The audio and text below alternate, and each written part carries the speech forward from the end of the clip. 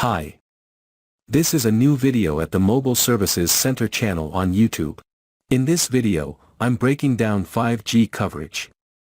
Over the past few years, the big three carriers have spent over $100 billion to buy spectrum and expand their 5G footprint. In this video, I'll show you how much coverage has grown over the last year, which states have the least coverage, and we'll look at a map to see if you have coverage in your area. Let's go. If you're a 5G whiz, know that I'm showing you total 5G coverage. I'm not breaking it down into low band, mid band, and high band. If you have no idea what that means, check out these videos to learn more about 5G. But for now, let's jump into AT&T's numbers. AT&T currently covers 33.5% of the country with 5G.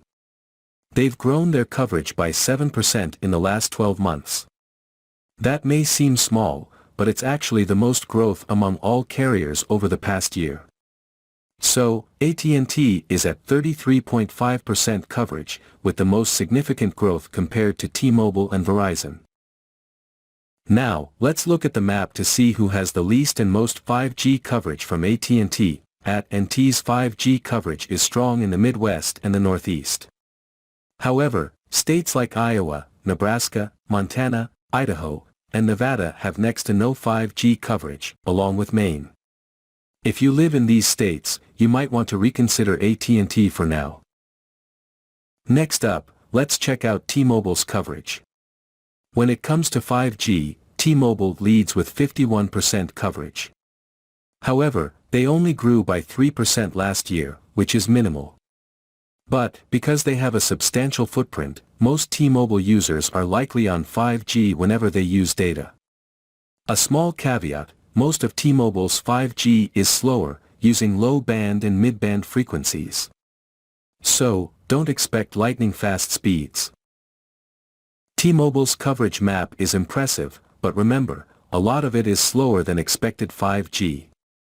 The states with the least coverage are Nebraska, Idaho, Oregon, Nevada, parts of Arizona, and on the East Coast, Maine. Lastly, let's talk about Verizon. Verizon struggles with 5G growth, currently sitting at 11% coverage, which is much lower than T-Mobile and AT&T. They grew by just 1% last year, despite spending around $50 billion on 5G spectrum. This minimal growth is disappointing. However, Verizon generally offers faster 5G speeds than AT&T and T-Mobile, if you can get it. Now, let's look at Verizon's 5G coverage map. It's pretty dismal. The Midwest and West Coast have minimal coverage, with California being an exception. On the East Coast, New Jersey, Massachusetts, and Maryland have decent coverage, but there are large gaps elsewhere.